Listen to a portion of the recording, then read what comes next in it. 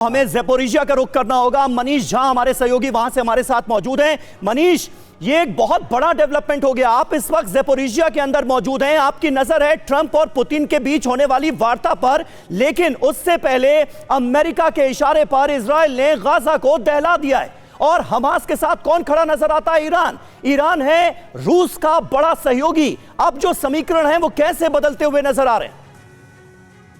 अब बिल्कुल देखिए, ये वाकई में एक ट्रिकी सिचुएशन हो गया है, क्योंकि एक तरफ जहां अमेरिका रूस के साथ दोस्ती करना चाहता है, अमेरिका रूस के साथ जो दोस्ती के लिए तमाम तरह की कंडीशन रख रहा है, उसमें से एक कंडीशन ये है कि यहाँ पर शांति व्यवस्था होनी चाहिए। लेकिन वहीं दूसरी तरफ अमेरिका ने एक नया मोर्चा खोल दिया। बल्कि अगर कहा जाए तो जो ट्रंप अब तक ये बात कहते आए थे कि उनके कार्यकाल में कोई नया युद्ध शुरू नहीं होता, कम से कम दिख तो यही रहा है कि गाजा या फिर हूती पर हमले के बाद उनका निशाना ईरान है। और ट्रंप ने जिस तरीके से आखिरी चेतावनी भी ईरान को दी है, तो ये साफ तौर पर है कि आने वाले दिनों में ईरान के खिलाफ मोर्चा खुलेगा। लेकिन रूस से दोस्ती और ईरान पर हमला, ये चलेगा कैसे, ये सबसे बड़ी बात है। देखिए, इस वक्त मैं ज़ैपोरिज़िया में पहुंच चुका हूं। TV9 की टीम ज़ैपोरिज़िया के अलग अलग इलाके से अब अपनी रिपोर्टिंग करेगी। हालांकि सुरक्षा कारणों से हम स्पेसिफिक लोकेशन नहीं बता रहे, लेकिन ये बात भी सच है कि आज जब पुतिन और ट्रंप की बातचीत होगी तो उसमें ज़ैपोरिज़िया न्यूक्लियर प्लांट को लेकर सबसे बातचीत का मुख्य केंद्र रहने वाला है।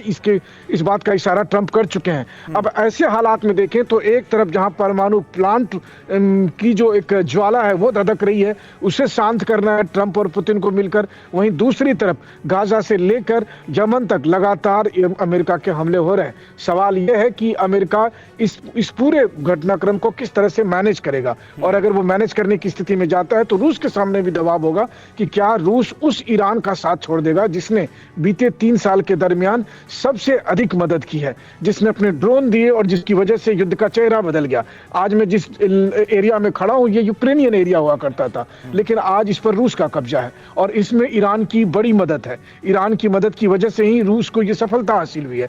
तो क्या ऐसे में जब गाजा और फिर उसके बाद यमन पर हमले के बाद अमेरिका ईरान पर टारगेट करेगा, तो क्या रूस उस वक्त ईरान का हाथ छोड़ देगा? ये बहुत कुछ बिल्कुल आज जो है सो पुतिन और ट्रंप की बातचीत में तय होगा। सबसे बड़ा सवाल यही है, और ये सवाल हम शुरू से उठाते रहे कि क्या जो पीस की डील है यूक्रेन रूस के बीच में, उसकी कीमत ईरान चुकाने वाला है? क्योंकि जो सवाल, जो स्थितियां अब आ रही है, उससे एक इशारा तो यही मिल रहा